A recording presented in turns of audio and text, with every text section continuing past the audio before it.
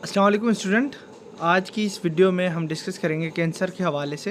Cancer जो कि एक one of the common type है नॉन कम्युनिकेबल डिजीज़ का, और वर्ल्ड वाइड काफ़ी सारी डेथ्स इसकी वजह से होती हैं। तो सबसे पहले थोड़ा सा मुख्तसर सा कैंसर को डिफ़ाइन करें कि कैंसर है क्या।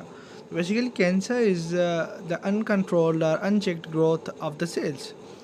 ये एक ऐसी कंडीशन है जिसमें आपकी किसी भी बॉडी ऑर्गेन के सेल्स जो हैं वो बढ़ना शुरू हो जाते हैं, और उनकी जो ग्रोथ है वो अनकंट्रोल्ड हो जाती है। वो कंटिन्यूसली अपनी साइज़ में बढ़ते जाते हैं, और वो फिर जो नॉर्मल जो एक्टिव सेल्स हैं उनको डिस्ट्रॉय करते हैं, उनकी न्यूट्रिशन रिक्वायरमेंट को अफेक्ट करते हैं। बहुत सारी और चीज़ें जो कि वो उसका वो सबब जाके बनते हैं। एक भी आप किसी की एक ऑर्गेन से अगर कैंसर स्टार्ट होना शुरू होती है, तो फिर विद द टाइम वो कंटिन्यूसली फैलती जाती है, ब्लड स्ट्रीम का ऐसा बन जाती है, फिर जाके वो कैंसर सेल किसी और जगह पे जाके अटैच होके फिर वहाँ से रीग्रोथ भी अपनी कर सकते हैं। तो फिर बाद में कैंसर को रीलोकेट करना काफ़ी मुश्किल होता है, उसके ओरिजिनल काज को आइडेंटिफाई करना कि वो कहाँ से स्टार्ट हुई थी। लेकिन अब देखें कि कैंसर में जो होती है आपकी ग्रोथ सेल्स की, वो अनकंट्रोल्ड होती है। एक नॉर्मल प्रोसेस होता है हमारी बॉडी में कि हमारे जैसे ही सेल फॉर द टाइम के जैसे उनका लाइफ स्पान पूरा हो जाता है, तो ऑटोफेगी का आगे इस प्रोसेस स्टार्ट होता है जो कि उन ओल्ड सेल्स को रिमूव करता है। लेकिन कुछ वजूहात जो कि जेनेटिक भी होती हैं, और कुछ जो एक्सटर्नल फैक्टर्स जो कि उसको बढ़ाते हैं, उसके रिस्क को, तो उसकी वजह से वो आपके सेल मरते नहीं हैं, बल्कि एक एक्स्ट्रा से ग्रोथ होना शुरू हो जाती है उनकी भी, प्लस में न्यू सेल्स आपके अनकंट्रोल्ड वे में बढ़ते हैं। तो उस कंडीशन को हम कैंसर कहते हैं। अब कैंसर के हवाले से आपको बता दूं, यहाँ पे जो फैक्ट्स हैं वो भी, और फिर WHO के जो फैक्ट्स हैं वो भी। तो कुछ जो कैंसर ऐसे हैं जो कि अवॉइड नहीं किए जा सकते। वो कौन से कैंसर के टाइप्स हैं? वो हैं जेनेटिक, आपकी जितने भी रिस्क से हैं, वो अगर उससे कोई आपका कैंसर हो रहा है तो उसको अवॉइड नहीं किया जा सकता।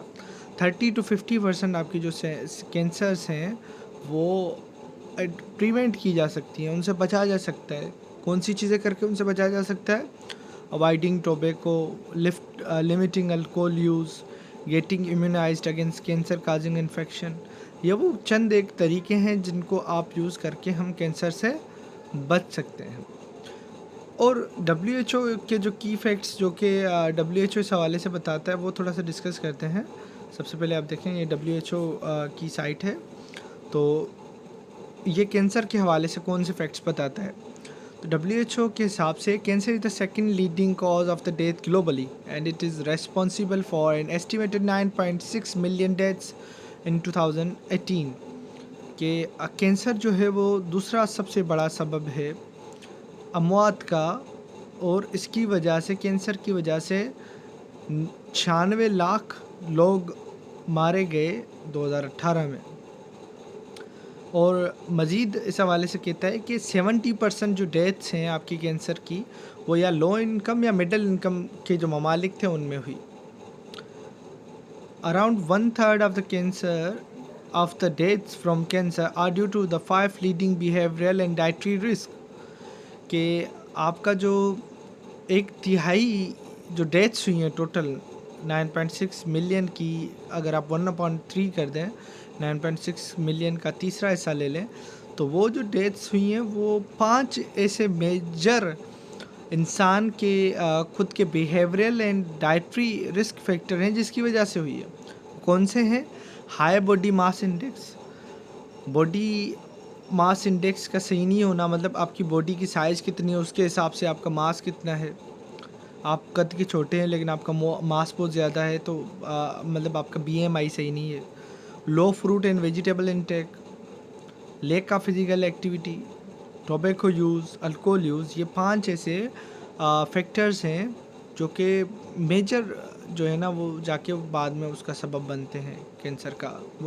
1/3, मतलब 1/3 आपके जो कैंसर के जो काजेज़ हैं, तो आप देख लें कि 1/3 जो है उनका जो स्ट्रॉन्ग रिलेशन है वो इन 5 चीज़ों से रिलेशन है। कि आपकी बेसिकली 5 चीज़ों में आपकी फ़िज़िकल एक्टिविटी आप करते हैं या नहीं, कितना टोबैको कंज्यूम करते हैं, अल्कोहल कितना कंज्यूम करते हैं, तो ये सारा उसमें आ जाता है। और tobacco use is the most important risk factor for cancer and is responsible for approximately 22% of cancer deaths.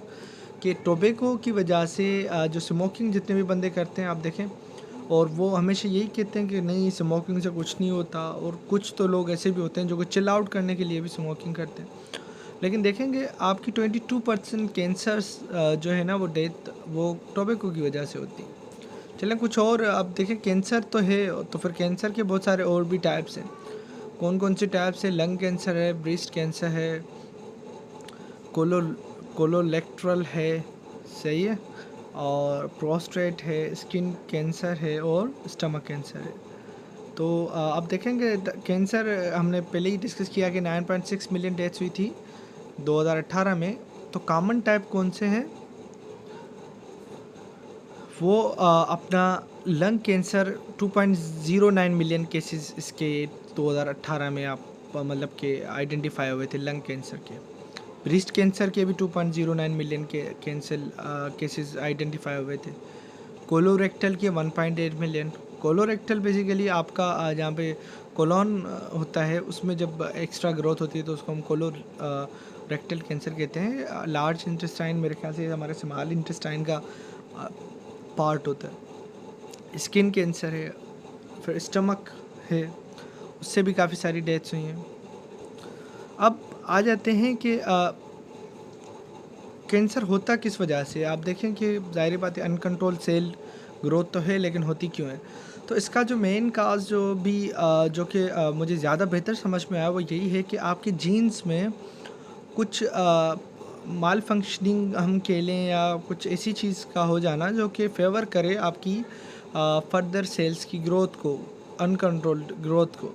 फिर उसके साथ आपके जो है ना कुछ एडिशनल एक्सटर्नल एजेंट जो कि उन चीज़ों को ज़्यादा सपोर्ट करते हैं, तो उनका भी बड़ा रोल होता है जिसकी वजह से कैंसर जाके होता है। अब जैसे कि अब देखें कि कैंसर जो है, अब यहाँ पे देखें क्या लिखा, arises from the transformation of the normal cell into tumour cell in a multi stage process that generally progress from a pre cancerous lean to a malignant tumour. These changes are a result of interaction between person genetic factor and three categories of external agent including. तो ये कह रहा है कि cancer की वजह से के हवाले से बताता है कि कैंसर में क्या होता है कि आपके पहले जो नॉर्मल सेल्स हैं वो ट्यूमर सेल में तब्दील होना शुरू हो जाते हैं। तो पहले तो एक ज़ख़म नुमा कोई चीज़ होती है, उसके बाद वो कंटिन्यूसली एक मैलिग्नेंट ट्यूमर बन जाता है। ये जो तब्दीली आती है वो कैसे आती है? वो पर्सनस जेनेटिक फैक्टर, मतलब हर पर्सन की जीन्स के या जेनेटिकल फैक्टर्स आप कह लें ओवरऑल, तो उसके और 3 ऐसे एक्सटर्नल एजेंट हैं उनकी वजह से। 3 मेन एक्सटर्नल एजेंट कौन से हैं? आपके फिज़िकल कार्सिनोजेंस हैं, आपके केमिकल कार्सिनोजेंस हैं और आपके बायोलॉजिकल कार्सिनोजेंस हैं। मतलब ऐसे फिज़िकल फैक्टर जो कि कैंसर का सबब बने, जिसमें आपकी अल्ट्रावायलेट लाइट आ जाती है, आयनाइजिंग रेडिएशन आ जाते हैं। फिर केमिकल कार्सिनोजेंस हैं, ऐसे केमिकल जो कि कैंसर का सबब बने, जैसे कि एस्बेस्टोस है, टोबैको स्मोक है, एफ्लाटॉक्सिन है एंड आर्सेनिक है। आर्सेनिक आप देखते हैं कामन, अब मेरे ख्याल से यहाँ पे थरपारका साइड पे या पे जहाँ पे अंडरग्राउंड ज़्यादा यूज़ होता है, फिर मटियारी साइड पे भी काफ़ी सारा सुना है कि आर्सेनिक कंटेमिनेशन है वाटर में। तो ये सारा का सारा कैंसर का सबब बनता है। इसके अलावा आप देखें कि आप जहाँ पे ऑक्यूपेशनल जिस जगह पे काम कर रहे होते हैं, तो वहाँ पे आपका जो काम कर रहे होते हैं वहाँ पे आपका एक्सपोजर किसी और कार्सिनोजेनिक सब्सटेंस से होता है, तो वो भी एक एक्सटर्नल फैक्टर है।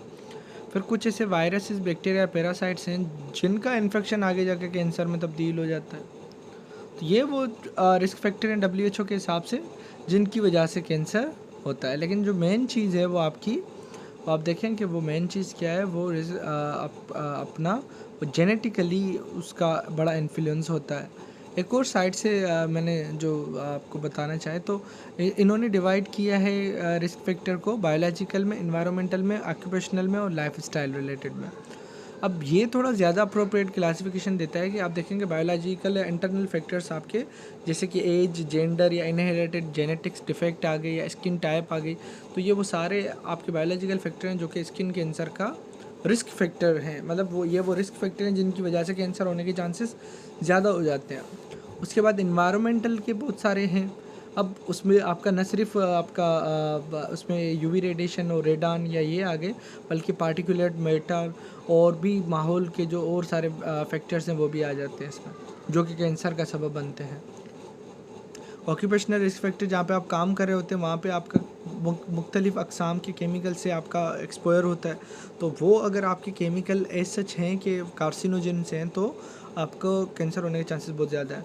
अब उनकी डोज़ के ऊपर भी डिपेंड होता है। बहुत सारे ऐसे केमिकल होते हैं जो कि कार्सिनोजेन तो होते हैं, लेकिन अगर उनका डोज़ कम है तो एज सच इतना उसका नुकसान नहीं होता। लेकिन फिर भी हमें जो है वो सेफ्टी प्रिकॉशंस हमेशा हमें अपने ऑक्यूपेशनल फील्ड में हमेशा लेनी चाहिए, ताकि हम इस बिल्कुल ही एक्सट्रीम किस्म की ख़तरनाक बीमारी से बच सकें। फिर लाइफ़स्टाइल रिलेटेड फैक्टर्स हैं।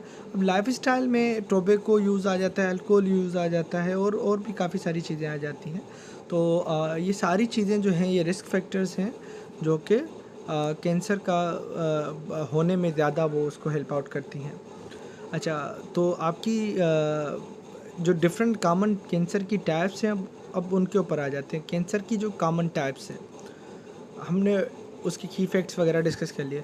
तो लंग कैंसर है, फिर लिवर कैंसर है, स्टमक है। अब मैं लंग, लिवर और स्टमक आपको पता है इसलिए आम हैं, उसको मैं आपको बता नहीं रहा उस हवाले से। पर कोलोरेक्टल है, ये जो मैं आपको बताया कि इंटेस्टाइन का हमारा पार्ट होता है ये अपना कोलोन, उसमें जब कैंसर हो। फिर प्रोस्टेट है। अब प्रोस्टेट एक ग्लैंड होता है जो कि ब्लैडर के पास मौजूद होता है, और इसका जो मेन फंक्शन होता है वो ये होता है कि ये स्पर्म्स को न्यूट्रिशन प्रोवाइड करे, और न्यूट्रिशन के साथ साथ उसकी हेल्थ को भी मॉनिटर करे, हेल्थ को मेंटेन करे। ये प्रोस्टेट ग्लैंड का काम होता है। अब प्रोस्टेट ग्लैंड में जब कैंसर हो जाए तो आप उसको प्रोस्टेट, और ये जो कैंसर है ये अमेरिका में बहुत ज़्यादा कॉमन है। अमेरिका में तकरीबन हर 90 बंदे में, मतलब 1 आउट ऑफ एवरी 9 मेन उनको प्रोस्टेट कैंसर होती है। और ये जो हमने किए लंग, लिवर, स्टमक, कोलोरेक्टल और प्रोस्टेट, ये मेन जो मर्दों में जो कैंसर के होते हैं उस हवाले से। जो कि फ़ीमेल में होते हैं उसमें जो सबसे लीडिंग काज है वो ब्रेस्ट कैंसर है, लंग कैंसर है, कोलोरेक्टल है और सर्विकल है, और स्टमक भी आ जाते हैं। अब आपकी जो ब्रेस्ट कैंसर है इसके ऊपर आगा खान वाले काफ़ी ज़्यादा काम भी करते हैं, मुख्तलिफ सेमिनार्स पे अटेंड करते हैं, डिफरेंट वो वेज़ बताते हैं जिससे आप आइडेंटिफाई कर सकते हैं कि आपको ये कैंसर हो सकती है या नहीं। लेकिन जो इनका जो मेजर काज है वो अगेन यही है कि जो जहाँ तक मैंने लिटरेचर को रिव्यू किया है, तो आपकी क्या होता है कि जो मिल्क होता है वो कंटिन्यूसली जब एक्यूमुलेट हुआ होता है आपकी